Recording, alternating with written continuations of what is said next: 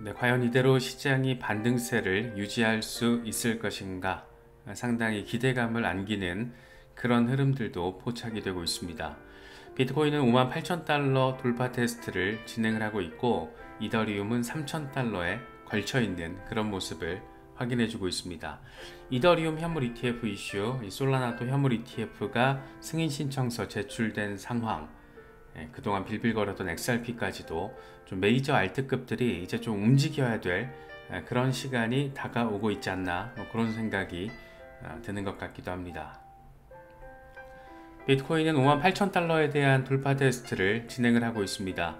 이런 순조로운 흐름이 나타날 수 있었던 것은 제롬 파월 의장이 상당히 비둘기파적인 멘트를 해주면서 금리 인하 기대감을 키웠다라는 게 직접적인 재료로서 작용을 해줬습니다. 다시 한번 6만 달러에 대한 돌파 테스트를 성공을 한다면 그렇게 또 6만 달러에서 7만 달러 박스권으로 들어가게 되는 거고, 6만 달러에서 6만 5천 달러, 6만 5천 달러에서 7만 달러, 이렇게 두 개 또 박스권 구간으로 나눠서 우리가 또 시장을 바라보게 될 텐데, 과연 거기까지 6만 달러 돌파까지 순조롭게 나아갈 수 있을지 단기적으로 최대의 관전 포인트가 된 그런 상황입니다. 제롬 파월 의장 이번에 상원은행위원회에 출석을 한 건데, 그동안 과열됐던 노동시장 완전히 균형을 되찾은 것으로 보인다. 더 좋은 데이터가 나오면 인플레이션은 2% 목표 가능하게 지금 움직이고 있다라는 확신 더 커지게 될 것이다. 이렇게 시장이 좋아할 법한 멘트를 직접적으로 던져줬습니다. 비둘기파적으로 해석이 되면서 긴축 완화 플러스 금리 인하 기대감 상당히 키우는 그런 멘트로 해석이 되고 있습니다. CME 페드워치 금리 선물 시장 상황을 보면 일단 7월에는 동결 가능성 90% 이상이고, 9월에 금리 인하 가능성이 지금 70%를 넘어선 그런 모습을 확인해주고 있습니다. 이게 한 달 전만 하더라도 50%대 수준이었기 때문에 상당히 한 달 사이에 금리 인하에 대한 기대감이 꽤 커졌다라고 바라볼 수 있는 그런 상황입니다. 시장에서도 긍정적인 평가들이 이어지고 있습니다. 나티시스의 크리스토퍼 호지 같은 경우에는 연준은 노동시장 약세를 극복해야 한다. 9월 정책 전환, 이 피봇, 이걸 위한 토대가 마련되고 있는 것으로 보인다. 브라이언 제이콥슨 같은 경우에는 파월 의장이 금리 인하를 논의의 장 위로 올려놓기 시작했다. 이렇게 긍정적으로 9월로 접어들면 정책 전환, 이 피봇이 한번 발생하게 되지 않을까, 그런 기대감을 키우고 있습니다. 이 독일 정부 이슈는 조금씩 이렇게 완화되는 모습인 것처럼 보이긴 하는데, 그래도 시장이 흡수를 하고 있다는 모습을 보여주고 있다는 거, 그러니까 이런 상황 자체, 공급 과잉이 순간적으로 벌어지는 상황 자체를 감당을 하고 있다는 모습을 보여주고 있다는 것은 긍정적으로 바라볼 수 있을 것 같습니다. 일단 독일 정부의 보유 비트코인 지금 절반 이상 매도가 된 것으로 확인이 되고 있고, 그래서 잔여 물량 22,800 BTC 수준, 이게 압수한 게 한 5만 개 정도 됐었는데 많이 좀 빠지긴 빠졌습니다. 특히 오늘 새벽에 코인베이스를 비롯한 거래소에서 독일 정부 지갑으로 다시 2,480개를 이체를 했는데, 이와 관련해서 더 블록은 독일 정부는 거래소들과 매매 계약을 체결한 것으로 보이고, 이 목표 매도 가격 범위에서 팔리지 않자 거래소들이 반환한 것으로 추정된다, 이렇게 이야기를 하고 있습니다. 지금 독일 정부의 매도세를 놓고 여러 가지 얘기들이 나오고 있잖아요. 약간 음모론 수준의 이야기들도 있고, 이게 퍼든지 뭔가 싶은 그런 얘기들도 있는데, 시장의 반응을 평가하기 위해서 독일 정부가 테스트를 하고 있는 것이다. 이거는 약간 조금 뭐랄까 음모론 수준에 조금 가까운 해석이 아닌가 개인적으로 생각이 되고, 이번에 더블록이 얘기한 이 정도 상황이 조금 현실적이지 않나, 그런 생각이 듭니다. QCP 캐피털 같은 경우에는 지금 이제 암호화폐 시장에 몇 가지 강세 시그널이 등장했다는 점을 강조하고 있습니다. 특히나 미국 비트코인 현물 ETF에 2억 9,500만 달러 규모가 순유입된 상황, 이 비트코인과 이더리움 투자자들이 저가 매수 움직임을 보이고 있는 게 분명하다. 7월 중순 예상되는 이더리움 현물 ETF 거래 시작은 강세장 촉매제 역할을 할 것으로 예상된다. 이렇게 긍정적으로 이야기를 하고 있습니다. 블룸버그 같은 경우에도 비슷한 톤의 기사를 제공을 했는데 이 거래일 동안 비트코인 현물 ETF 순유입을 따져보니까 4억 3,800만 달러 규모더라. 그래서 비트코인 가격이 비록 6월 초 대비 20% 하락하긴 했지만 특히나 여기 이 과정에서 마운트 곡스와 독일 정부 매도라는 이슈가 벌어지긴 했지만 그럼에도 불구하고 현물 ETF에 돈이 들어오고 있다라는 거 저가 매수 반응인가? 라고 해석할 수 있다라는 거죠. 바이트 트리의 CIO 찰리 모리스는 이렇게 얘기를 합니다. 여전히 많은 투자자들이 비트코인을 보유하지 않고 있고 이건 장기적인 상승을 지지한다. 마운트 곡스 등 공급 과잉은 곧 지나갈 것이다. 마운트 곡스 그리고 독일 정부 매도 지금 현재 최근까지 시장의 하방 압력으로 작용했던 재료들은 결국에는 단기 재료야. 단기 이벤트야. 지나가는 거야. 라는 얘기를 하고 있는 거죠. 아크인베스트의 캐시 우드 같은 경우에는 긍정적으로 지금 상황을 이야기합니다. 강세장이 끝날 때쯤 비트코인 가격은 포물선 패턴을 나타내는 경향이 있다. 온체인 분석을 토대로 과거 비트코인 패턴을 분석하면 현재 암호화폐 시장은 강세장 중반에 진입한 모습을 보이고 있다. 몇 달 안에 주요 종합증권사 가운데 한 곳 이상이 비트코인 현물 ETF 거래를 지원해서 수요가 급증할 것으로 예상된다. 이 하반기 관전 포인트죠. 한 9월에서 10월 정도에 이런 일 벌어지고 금리 인하까지 벌어지고 이때쯤 되면 마운트 곡슨이 뭐니 이런 거 다 상쇄가 됐을 거고 이런 상황이 되면 우리가 기대하는 9월부터 10월 전후 시점부터 의미 있는 포물선형 랠리가 현실화 될 수 있지 않을까 그렇게도 생각해 볼 수 있을 것 같습니다. 비트코인이 54,000달러까지 하락했을 때 한 구매자가 무려 비트코인을 10,000개를 매수했다라고 합니다. 분석가 알리가 공유한 건데 5억 4천만 달러 규모 한 6천억 원 정도 되는 거죠. 어마어마합니다. 지금 그래서 굉장히 큰 악재 두 가지가 시너지를 내고 있었던 그런 상황에도 불구하고 큰 손들은 이렇게 움직이고 있다. 이런 큰 자금들이 움직이고 있다는 것은 통상적으로는 박애적인 움직임이 아니죠. 박애적인 의도를 가지고 시장의 개미들을 위해서 이렇게 막 어려운 상황에서 매수하는 게 아니잖아요. 다 이유가 있는 거고 우리가 모르는 정보를 아는 존재들이 크게 움직일 가능성이 높다라는 거 그런 관점으로 이런 대형 매수세를 바라보고 있자라면 아직 진짜 강세장 한 방은 오지 않았다 라고도 바라볼 수 있지 않나 생각됩니다. 미키블 크립토의 경우에는 매크로 바닥 이미 들어왔다라고 평가를 하고 있습니다. 상승장에서 발생하는 대규모 롱청산은 일반적으로 바닥 신호다. 이 사이클 상단을 향한 대규모 랠리를 기대할 수 있다라고 긍정적으로 일간 차트를 통해서 이야기를 하고 있습니다. 머스타시 멘트도 재밌습니다. 많은 사람들은 48,000달러를 기다리느라 한 번 더 뒤처지게 될 것이다. 적지 않은 사람들이 12,000달러를 기다리다가 15,000달러에서 매수하지 않았던 2022년처럼 이렇게 이야기를 하고 있습니다. 이때 기억하실 거예요.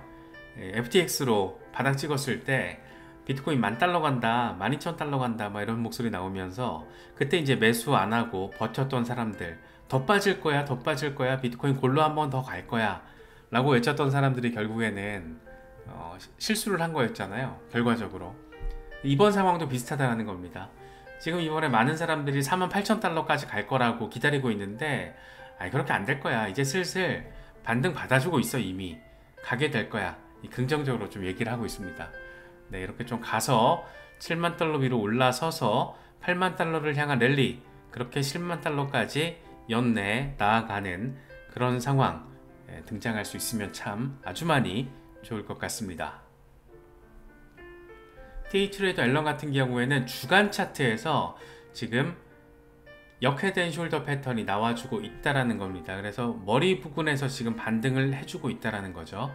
그래서 역회된 숄더 패턴 10만 달러로 비트코인을 보내는 강력한 패턴이 될 것이다. 헤드의 반등과 오른쪽 어깨가 어떻게 형성되는지 이런 것들을 면밀하게 모니터링 할 필요가 있다라고 이야기를 하고 있습니다. CNBC에서 재밌는 기사를 뽑았어요. 비트코인이 지금 지지라인 잘 받고 있고 또 한 번의 의미 있는 랠리를 위한 준비가 됐다. 차트를 통해서 보니까 그렇던데? 라는 얘기를 CNBC가 얘기를 하고 있습니다. 이렇게 통상 올드미디어에서 새로운 강세 가능성을 얘기할 때는 뭔가 바닥 언저리일 때가 많았거든요. 일종의 인간지표 비슷한 거죠. 그래서 이제 올드미디어 제도권 안에 있는 정말 하나마나한 소리를 하는 경우가 굉장히 많은 그런 올드미디어에서 이런 얘기를 한다? 거기다가 이 프로거든요. 제가 기사를 못 봤어요. 제가 CNBC 프로 가입을 안 하고 있어서 이 프로에서 이런 얘기를 한다?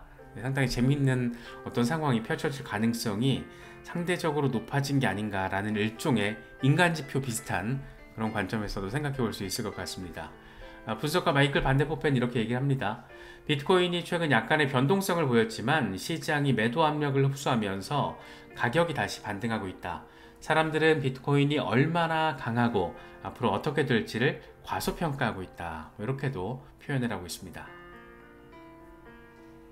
알트 시즌, 과연 이제 슬슬 시동을 걸 수 있을 것인가에 대한 기대감이 커지고 있는 것은 이더 BTC 차트가 강세를 보이고 있기 때문이고 이더리움 현물 ETF의 실제 출시를 이제 코앞에 두고 있기 때문입니다. 그래서 맥스는 이런 얘기를 해요. 알트코인들이 지금 과매도 상황인데 이더 BTC는 여전히 강세를 유지하고 있다. 그러니까 비트코인 대비 이더리움이 강세를 보이고 있다는 거죠. 다음 단계는 많은 사람들을 놀라게 할 것이다 라고 얘기를 하고 있습니다. 트렌드라인 저항 뚫고 가고 여기서도 올라서 주면 간다라는 건데 이런 게 현실화 된다면 이더리움이 진짜 제대로 한번 시동 거는 그런 상황, 이더리움이 정말 제대로 한번 시동을 걸어준다면 알트 시즌의 문이 열리게 된다는 거, 그렇게 알트 순환매 장세가 펼쳐질 수 있다는 거, 그런 기대감을 안기는 차트가 아닐까 생각됩니다. 이더리움과 관련해서 마이클 반데포페 역시 이더 BTC 주간 차트예요. 의미 있는 얘기를 합니다. 이더리움은 지난 9주 동안 비트코인보다 강세를 보여왔다. 비트코인 대비 20% 상승하며 추세가 바뀌고 있다. 전체 생태계가 속도를 내기 시작하는 것은 시간 문제다 라고 이야기를 하고 있습니다. 이 시간 문제의 그 시간 타이밍은 아무래도 이더리움 현물 ETF 출시 시점이 되지 않을까 생각됩니다. 닥터 프라핏이 재밌는 얘기를 해요. 2023년 10월부터 올해 3월까지 대부분의 알트코인들 150% 폭등했다. 지금 35% 조정받고 있는데 요거는 건전한 수준이지. 알트 시총 차트를 보면 최악의 시나리오는 지금보다 10% 정도 더 추가 하락해서 시총이 5천억 달러에 도달하는 거다. 그러니까 지금 구간에서 반등받고 나아가주면 땡큐. 그런데 최악의 경우도 한 10% 정도 더 빠지는 거야 라는 얘기를 하고 있습니다. 1차 목표는 우리의 1차 목표는 1조 달러이기 때문에 지금 바닥에서 포지션을 잡는 것은 합리적이라고 할 수 있다. 이더리움 현물 ETF는 아무도 예상하지 못한 그런 시점에 갑자기 출시가 될 것이다. 이건 알트와 이더리움에 있어서 엄청난 상승을 일으킬 것이다 라고 이야기를 하고 있습니다. 지금 포지션 잡는 게 합리적이야. 더 빠질 수는 있거든. 빠져봤자 10%야 20% 감당 못하겠어? 빠졌다가 어차피 갈 거야. 1차 목표 어디? 1조 달러 알트 1조 달러를 향해서 갈 거야 라는 얘기를 하고 있습니다. 20%의 기준점은 200주 이동평균. 200주 이동평균은 뭐 기본 지지라인이라고 할 수 있죠. 200주 이동평균 아래에 있을 때 강세장이 벌어지진 않습니다. 통상적으로. 그래서 이런 상황을 우리가 지금 기대를 할 수 있는 거고, 해봤자 지금 해서 반등해서 나아가 줄 수도 있고 한 번 더 빠지더라도 10% 지지받고 할 거야 라는 얘기. 그래서 지금 알트를 포지션 잡기에 매수하기에 괜찮은 시점이라는 얘기를 하고 있습니다. 솔라나가 분위기가 좋죠. 지금 현물 ETF가 신청서가 제출이 됐고 바네크와 21쉐어스에 대한 어떤 거래 승인 신청서를 시카고 옵션 거래소에서 또 SEC에 제출을 하다 보니까 블랙록을 비롯한 블랙록 피델리티 이런 대형 기관들도 이 솔라나 현물 ETF를 조만간 출시하지 않겠느냐, 승인 신청서를 제출하지 않겠느냐, 그런 기대감이 깔려 있는 거죠. 그렇다 보니까 안 그래도 차트도 예쁜데 가는 거 아닌가? 12시간 차트예요. 그런 기대감, 200달러 돌파 다시 한번 좀 빨리 바라볼 수 있으면 좋겠습니다. 우리의 XRP 5데이 차트가 있길래 의미있게 보여서 가져왔어요. 우리가 보통 5데이 차트는 잘 볼 일이 없잖아요. 근데 지금 차트가 되게 예쁩니다. 지지라인 잘 받아주고 이거 선 그리면 삼각형 패턴 나오는데 우리가 지금 여기 있다라는 거예요. 그래서 여기 지지받고 이제 돌파할 거다. 돌파할 거다. 언제처럼 2018년에서 2017년에서 8년 그랬던 것처럼 이런 어마어마한 3만% 이상의 랠리가 나올 가능성에 대해서 이야기를 하고 있습니다. 정말 답답해요. XRP 바라보고 있으면은 정말 개인적으로는 0.4달러를 다시 4달러대에 있는 XRP를 다시 바라볼 일은 없었으면 좋겠다 이런 생각을 되게 많이 했는데 역시나 참 이게 어렵습니다. 참 여러가지 의미 있는 파트너십도 많이 하고 있고 의미 있는 성과물을 이미 제시하고 있는 프로젝트인데 시세를 바라보면 참 아주 많이 아쉽고 결국에는 소송 이슈가 마무리돼야 되는데 소송은 한두 달 안에는 뭔가 나올 것 같긴 한데 나오는 어떤 시점을 예측하기는 참 어렵고 아직은 조금 답답한 순간인데 그럼에도 불구하고 의미 있는 흐름들이 포착되고 있다는 것은 분명히 긍정적으로 바라볼 수 있을 것 같습니다. 리플 장기 투자한다 그러면 비웃는 사람들 되게 많아요. 그만큼 리플은 신뢰하는 사람들은 굉장히 큰 신뢰를 가지고 있지만 리플을 등진 사람들은 거의 막 쓰레기 취급하는 경우도 많거든요. 참 어려운 종목입니다. 투자하기 되게 어려운 종목인데 지금 일단 나름의 판단을 가지고 들어오신 분들은 투자를 하고 계신 분들은 분명히 또 일 잘하고 있는 건 맞거든요. 그래서 참 어렵습니다. 리플랩스 재단하고 있는 짓 보면 좀 약간 짜증날 때도 많고 홀더들 알기를 진짜 개똥으로 아나 이런 생각이 들 때도 있고 XRP를 진짜 얘네들은 자금 확보 수단으로 활용하는 건가? 이렇게 보여질 때도 있고 그래서 좀 열받을 때도 있고 근데 그럼에도 불구하고 혁신적인 어떤 결과물들을 잘 제시하고 있고 이 비전 자체는 굉장히 훌륭하고 참 어렵습니다. 이 XRP에 대한 이 애증의 관점이 참 어려운데 그럼에도 불구하고 차트적으로나 이슈적으로 특히 소송 이슈가 긍정적으로 해소될 가능성도 충분히 높기 때문에 이런 부분들도 잘 참고하시면서 시장 바라보실 수 있으면 좋겠습니다.